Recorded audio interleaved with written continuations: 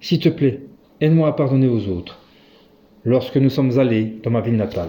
Le 10 juillet 1974, ma famille a prévu de descendre de ma ville natale pour assister à la fête d'anniversaire de mon père. Il n'y avait plus ni combat ni douleur dans mon foyer, mais uniquement la paix et l'amour. C'était la première fois pour nous de cultiver une vie heureuse et pleine d'espérance depuis que nous étions mariés. Je pensais aux membres de ma famille qui m'avaient ignoré pendant que j'étais malade. D'abord, je ne voulais pas aller les voir. Cependant, je me suis décidé à oublier le passé douloureux afin que je puisse aller avec la paix dans mon cœur, parce que Dieu m'avait béni en retrouvant ma santé. Je me sentais même heureux d'avoir l'opportunité de glorifier devant eux ce Dieu qui m'avait guéri et m'avait donné une vie nouvelle. Cela faisait un temps très long que je n'avais plus été capable d'effectuer un voyage dans un état de joie et de santé. Les montagnes, les arbres et tout ce qui passait devant la vitre du train paraissait merveilleux. Tous les membres de ma famille étaient réunis là, mon père et ma mère, mes frères et leurs femmes, mes sœurs et leurs maris, les neveux et les nièces. Nous étions une grande famille. Je me suis réjoui de la fête, servant les invités plus âgés pour mon père. Les membres de ma famille et les villageois étaient surpris de me voir en bonne santé. « Ceci est un miracle, tu es béni. Est-il vrai que Dieu t'a guéri ? Je ne puis croire cela, tu as eu de la chance, c'est cela. » Malgré qu'ils me félicitaient, ils ne pouvaient pas essayer de croire que Dieu m'avait guéri. Seule ma mère, lorsqu'elle a commencé sa vie chrétienne et qu'elle a enlevé toutes les idoles de sa maison, y compris la statue de Bouddha, pouvait témoigner de ce que Dieu est vivant. « Comment se fait-il que tu ne crois pas que Dieu a guéri Jarok ? Ne te souviens-tu pas que j'ai prié différents dieux pendant des années et que je n'ai rien reçu ? Mais juste après que sa sœur et lui sont allés prier Dieu, il est revenu entièrement guéri. Tu devrais croire que Dieu a effectivement guéri Jarok qui mourait. Seul Dieu peut faire cela, seul Dieu. » Mes parents devaient être satisfaits de voir leur fils et leur fille qui se réjouissaient ensemble, parce qu'ils n'avaient pas eu ce genre de réjouissance depuis un temps assez long. Ma santé restaurée n'a fait qu'ajouter une joie supplémentaire à la célébration. Ma femme s'est enfuie de la maison. Lorsque ma femme était en train d'emballer ses affaires vers la fin de la fête, ma mère l'a appelée. Ma mère aurait dû être désolée de m'avoir dit un an auparavant « Tu ferais mieux de mourir. Ma chère belle-fille, tu as traversé tant de souffrances. Ce devait être ton destin d'avoir un mari malade. Maintenant, il a retrouvé la santé. S'il te plaît, regarde cela donc comme ta malchance. Oublie le passé et mène une vie heureuse à partir de maintenant. » Cette déclaration a rendu le visage de ma femme livide. Elle trembla et fut rendue muette par le choc. « Tu veux dire que mon mari est tombé malade à cause de moi ?» Ma femme, au caractère chaud, ne pouvait plus parler et elle se leva brusquement. « Ok. Alors, je demande un divorce, d'accord ?» Elle cria et sortit. Ma sœur aînée essaya de l'arrêter. « Arrête, belle-sœur, tu te méprends. » Elle se dégagea de la main de ma sœur et sortit de la maison en courant. J'étais en train de boire avec mon père et mes frères et j'entendis ma femme qui s'en courait. « Mère, pourquoi as-tu dit cela ? Ne pouvais-tu pas reconnaître sa dure vie, au contraire ? Pourquoi as-tu dit que je suis devenu malade à cause de sa destinée ?»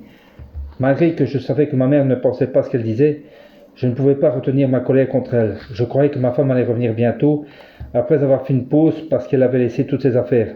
Mais elle ne revint pas, et je commençais à m'inquiéter pour elle. Comment est-elle allée loin ? Elle rentrera bientôt. Parlons seulement pendant que nous l'attendons.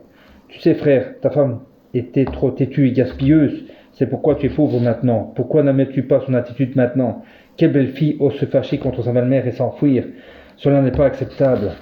Mes frères essayèrent de me réconforter, mais je n'aimais pas qu'ils parlent du mal de ma femme.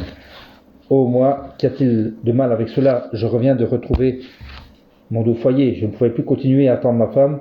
Tous mes rêves semblaient s'effondrer. Je me sentais tellement fâché que je ne me contrôlais plus.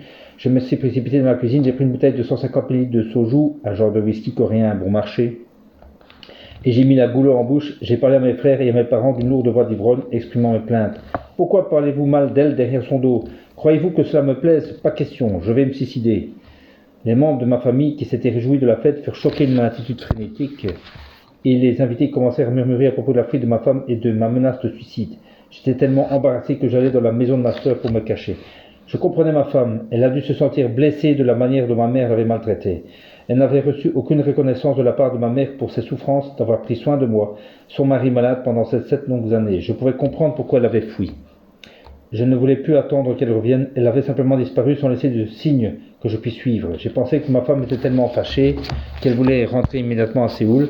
J'ai quitté ma ville natale pour Séoul afin de retrouver ma femme. J'ai seulement amené ma fille aînée Mi-young avec moi. Nous avons pris le train qui me semblait rouler trop lentement. J'étais désolé de ne pas avoir d'autre moyen d'arriver plus vite à Séoul. Ma pensée était remplie de l'idée de voir ma femme le plus tôt possible.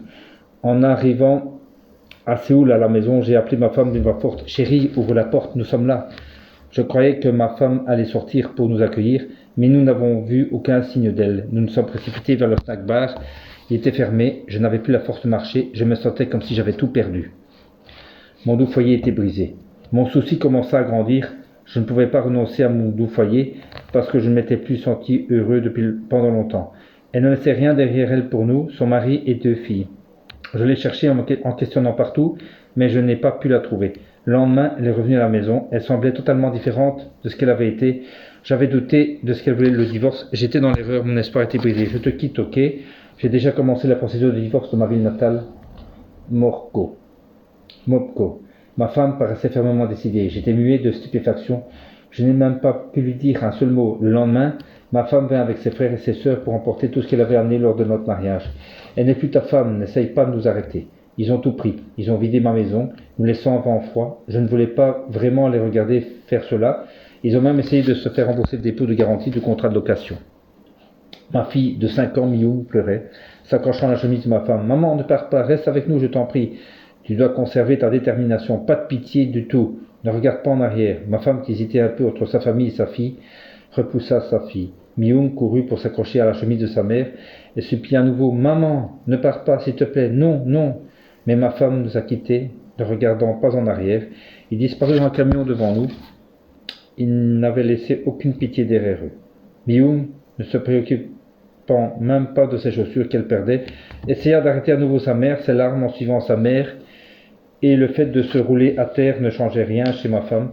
Myung arrêta ses pleurs et sérieusement elle me dit « Papa, elle n'est plus ma maman.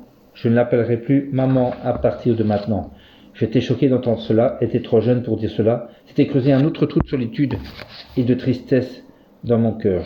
Je me suis encouragé, espérant toujours que ma femme n'enregistrerait pas le divorce. Depuis ce jour, je commençais à prier. Dieu, ma femme a quitté notre maison, s'il te plaît, renvoie-la-moi afin que nous puissions récupérer notre doux foyer et bâtir une bonne foi et afin qu'elle puisse prendre bien soin de nos enfants. Je crois que tu vas m'aider. J'ai prié avec ferveur pendant 15 jours et pendant ces 15 jours, je vérifiais les maisons de connaissances où elle pourrait éventuellement rester. Elle n'est plus ta femme, non? Abandonne.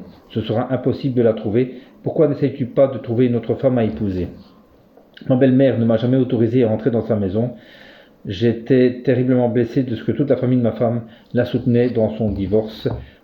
Après que ma femme se fut enfuie, j'ai envoyé ma fille Mi-young chez mes parents, qui habitaient à la campagne. Un jour, un appel de détresse me vint de la campagne. Il s'agissait de ma fille Mi-young, qui était hospitalisée parce qu'elle souffrait d'une maladie de peau maligne. Mes parents disaient « Mi-young est dans le coma. À l'hôpital maintenant. » Elle appelle par intermittence « Maman, il vaut mieux que tu trouves sa mère et que tu l'amènes voir Mi-young. Ce pourrait être la dernière fois. » Je me suis adressé avec insistance aux parents de ma femme. Ma belle-mère répondit à ma demande « N'est-ce pas mieux pour tous les deux? Ma fille et toi ne devriez plus vous soucier d'elle. Si elle meurt, ce sera plus facile pour toi de te remarier. » Malgré que Mi-young n'ait pas pu voir sa mère, elle survécut, je n'en pouvais plus. Je devins épuisé et terriblement déçu par l'attitude vicieuse des gens. Je marchais dans un monde mauvais. J'avais rencontré Dieu et je savais comment prier Dieu, mais je ne connaissais pas la parole de Dieu. Je n'avais donc aucune force pour combattre la douleur du malheur qui me heurtait soudainement comme un vent de tempête. J'ai bu encore et encore jusqu'à ce que je m'oublie. Je haïssais ma mère qui avait causé notre divorce. Je haïssais ma femme qui s'était fâchée au départ d'un malentendu et avait entamé le divorce. Je haïssais la famille de ma femme qui ne m'avait jamais permis de voir ma femme. J'ai bu pour oublier les gens que je haïssais. Je fumais jusqu'à me rendre malade. Mes pauvres filles, je fumais pour ne pas penser à mes 2 filles abandonnées par leurs parents qui étaient toujours en vie. Je soufflais des ronds de fumée en l'air ayant la forme du visage de mes filles. Comme les ronds de fumée se dissipaient, mon regret pour mes filles se dissipait également. Dès que j'avais de l'argent, je dépensais pour le plaisir de tout oublier.